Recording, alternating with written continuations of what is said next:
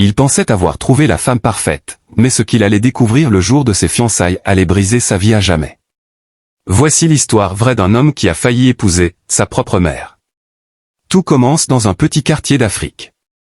Une jeune femme nommée Aïcha tombe amoureuse d'un homme, Marc, un militaire au grand cœur. Ils s'aiment passionnément, se marient, et quelques mois plus tard, Aïcha donne naissance à un petit garçon, Samuel. Mais la vie n'est pas toujours un conte de fées. Après quelques années, les disputes s'enchaînent. Marc devient jaloux, possessif. Aïcha se sent prisonnière. Finalement, le couple se sépare dans la douleur. Par décision du tribunal, le père garde l'enfant. Aïcha, brisée, quitte le pays pour les États-Unis afin de recommencer sa vie. Samuel grandit sans sa mère.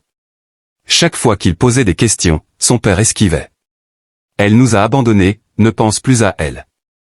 Les années passent. Samuel devient un jeune homme brillant, passionné d'informatique.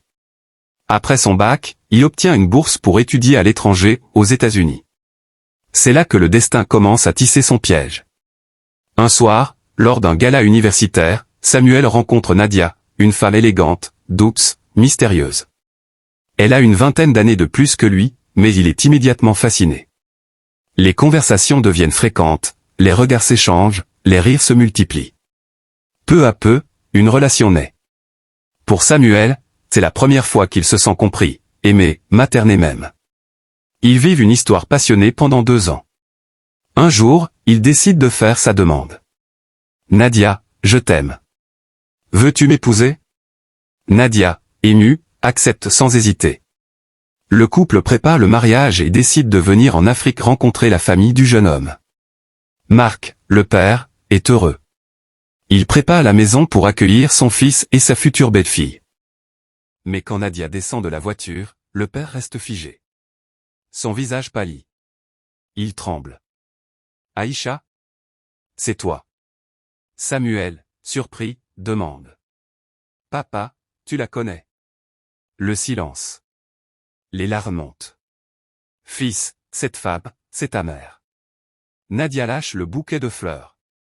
Elle recule, sous le choc, incapable de parler. Samuel, lui, sent le monde s'écrouler. Non, c'est impossible.